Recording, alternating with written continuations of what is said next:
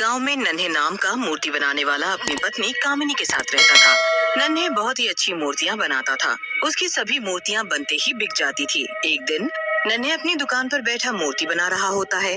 तभी वहाँ एक साधु आते हैं। अरे बेटा, मुझे एक शिव भगवान की मूर्ति दे दो। मुझे मुझे पूजा के लिए चाहिए। साधु के मुंह पर इतना तेज होता है जैसे वो खुद ही भगवान का अवतार हो। उन्हें देखकर नन्हे बोलता है, हाँ बाबा, क्यों नहीं। आप दुकान में आकर जो भी मूर्ति अच्छी हो ले जाओ। फिर बाबा दुकान में जाकर एक मूर्ति ले लेते हैं और नन्हे को पैसे देने लगते हैं। ये देख नन्हे बोलता है, अरे बाबा, आप ये क्या कर रहे हैं? ये पैसे मुझे नहीं चाहिए, आप वापस रख लो। भला साधुओं से पैसे कैसे ले सकता हूँ मैं? मुझे पाप लगेगा। तू बहुत ही अच्छा इंसान है बेटा। भगवान तुझे हमेशा खुश रखे और हर बुरी बला से बचाए। ऐसा कहकर साधु बाबा वहाँ से चले जाते हैं। एक रात नन्हे साइकिल पर अपनी दुकान से वापस घर आ रहा होता है। तभी नन्हे की साइकिल की टायर पंचर हो जाती है। नन्हे साइकिल से उतर जाता है। अरे आज तो बहुत ही ज्यादा रात हो गई है। ये रास्ता तो बहुत ही ज्यादा खतरनाक है। ऐसा कहकर नन्हे पैदल ही घर की ओर चल पड़ता है। तभी उसे एक लड़की की आवाज सुनाई देती है, बचाओ बचाओ, ये मेरी गर्दन काट रहे हैं, मुझे बचाओ, मुझे बचा लो। नन्हे आवाज सुनकर घबरा जाता है और साइकिल छोड़कर भागने लगता है। नन्हे भागते भागते घर पहुंच जाता है। नन्हे को यूं हफ्ता देख कामिनी बोलती है, क्या हुआ जी, आप ऐसे क्यों हाफ रहे हो? इतना तो तुम तब भी नहीं हाफे थे जब मेरे भाई तुम्हें पीटने के लिए ढूंढ रहे थे। कामिनी की बात सुनकर नन्हे को गुस्सा आ जाता है और वो गुस्से में बोलता है, तुझे तो बस तार दिखाना आता है। अरे मेरे पीछे चुड़ैल पड़ गई थी। टायन, अगर मैं नहीं भागता तो वो मुझे मार डालती, समझी? नन्हे की बात सुनकर कामिनी हंसती है और बोलती है, अच्छा तुम्हारे जैसे के पीछे भी लड़कियां पड़ती हैं। चलो अब मुझे मत बनाओ, चलो चलो चलकर खाना खा लो। फिर नन्हे और कामिनी खाना खाकर सो जाते हैं। नन्हे डर की वजह से अब रोज जल्दी घर चला जाता था, लेकिन एक दिन नन्हे को फिर से देर हो जाती है। नन्हे उसी जंगल के रास्ते घर वापस आ रहा होता है। तभी उसे वही आवाज सुनाई देती है, बचा लो मुझे, ये मेरी गर्दन काट रहा है, बचा लो मुझे। ये तो वही आवाज है। लगता है इस चुड़ैल की गर्दन अभी तक नहीं कटी और ये मेरी गर्दन काट कर ही मानेगी। इससे पहले ये कुछ करे, मुझे यहाँ से भाग लेना चाहिए। ऐसा कहकर नन्हे जोर जोर से साइकिल के पैडल मारने लगता है, लेकिन उसकी साइकिल वहीं उसी जगह पर रुक जाती है। इससे पहले नन्हे कुछ समझ पाता, उसके सामने एक सरकटी चुड़ैल आकर खड़ी हो जाती है। उसके हाथों में उसका सर होता है। वो नन्हे से बोलती है, मैंने तुझे कितनी आवाजें दी लेकिन तू मेरे पास नहीं आया। ये देख, वो शैतान मेरी गर्दन काट कर चला गया, लेकिन ये सर जुड़ सकता है। तू इसे उठाकर मेरी गर्दन पर रख दे। लेकिन चुड़ैल को देखकर नन्हे डर के मारे बेहोश हो जाता है। चुड़ैल नन्हे को देखकर बोलती है, ये सब लोग इतना घबरा क्यों जाते हैं मुझे देखकर? मैं तो सिर्फ इन्हें अपना सर जोड़ने को बोल रही हूँ। अगले दिन बेहोश पड़े नन्हे को गोपी नाम का गाँव वाला देखता है और बोलता है, अरे ये तो नन्हे है, लेकिन ये यहाँ क्यों सो रहा है? लगता है इसकी पत्नी ने इसे घर से भगा दिया है। गोपी की बात सुनकर उसके साथ खड़ा छुट्टन बोलता है, अरे गोपी भैया, ये नन्हे बेहोश है, समझे? सो नहीं रहा, तुम इसके पास ठहरो, हम इसकी पत्नी और गांव वालों को बुला कर लाता हूँ। वाह, कामिनी भाभी सुंदर है तो अकेले ही जाओगे? मैं भी तुम्हारे साथ चलूंगा, मैं भी बताऊंगा उन्हें नन्हे के बारे में है?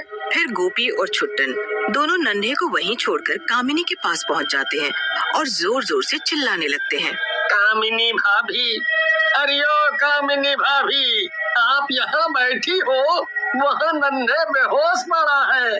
उनकी बात सुनकर कामिनी गुस्से में बोलती है, अरे मनहूसो, वहाँ नन्हे बेहोश पड़ा है और तुम दोनों उठकर यहाँ आ गए ये बात बताने। कोई एक वहीं रुक जाते नन्हे के पास। कामिनी को गुस्से में देखकर गोपी बोलता है, अरे भाभी, मैंने तो इस छुट्टन को बोला था तू रुक नन्हे भाई के साथ, लेकिन ये माना ही नहीं और मेरे साथ आ गया। वहाँ बेचारे नन्हे भैया अकेले पड़े हैं जंगल में, बताओ। गोपी की बात सुन कामिनी बोलती है, सही कह रहे हो गोपी भैया, ये छुट्टन तो वैसे भी शक्ल से चोर ही लगता है मुझे। चलो मुझे नन्हे के पास ले चलो। फिर कामिनी, गोपी और छुट्टन नन्हे के पास उसे लेने के लिए चले जाते हैं। तब तक नन्हे को भी होश आ जाता है। कामिनी नन्हे के पास जाकर पूछती है, क्या हुआ जी, आप बेहोश कैसे हो गए? रोटी तो सही से खाई थी ना आपने?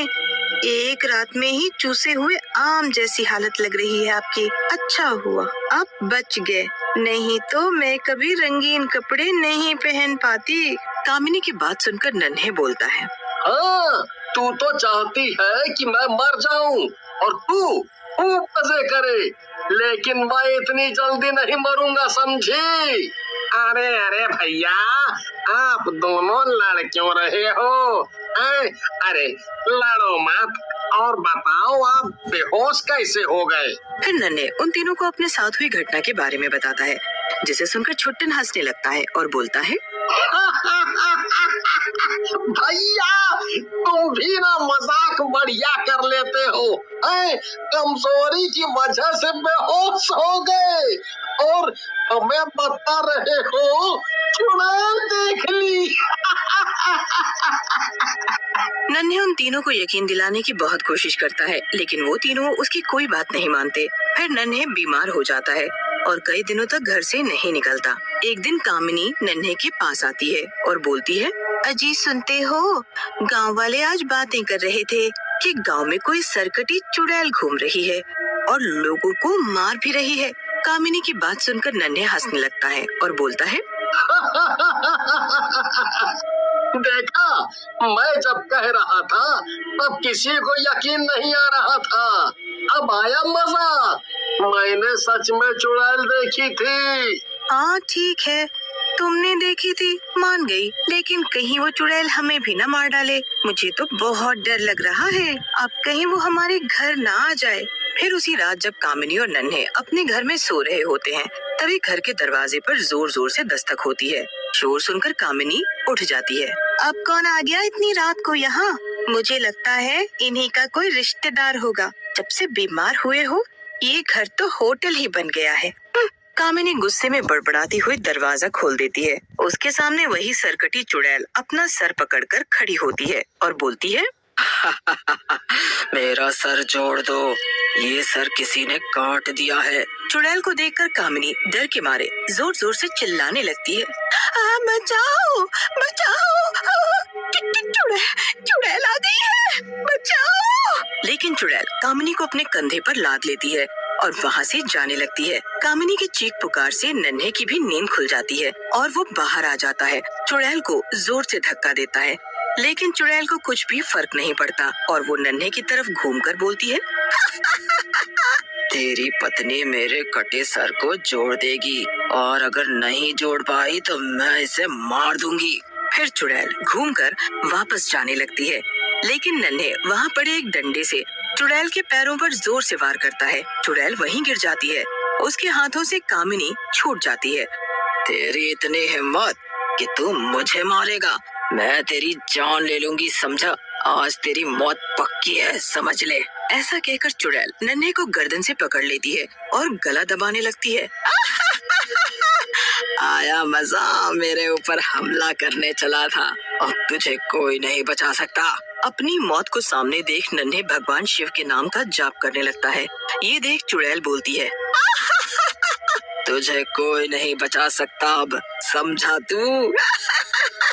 लेकिन वहाँ एक त्रिशूल आता है और चुड़ैल की छाती में आकर लग जाता है। चुड़ैल नीचे गिरकर मर जाती है और चारों तरफ धुआं ही धुआं हो जाता है। धुएं के बीच में नन्हे को वही साधु त्रिशूल पकड़े हुए दिखते हैं। आप खुद आए थे इस भक्त के यहाँ, मैं तो धन्य हो गया। तभी वहाँ से धुआं छटने लगता है और वो साधु भी मुस्कुराते हुए गायब हो जाते हैं।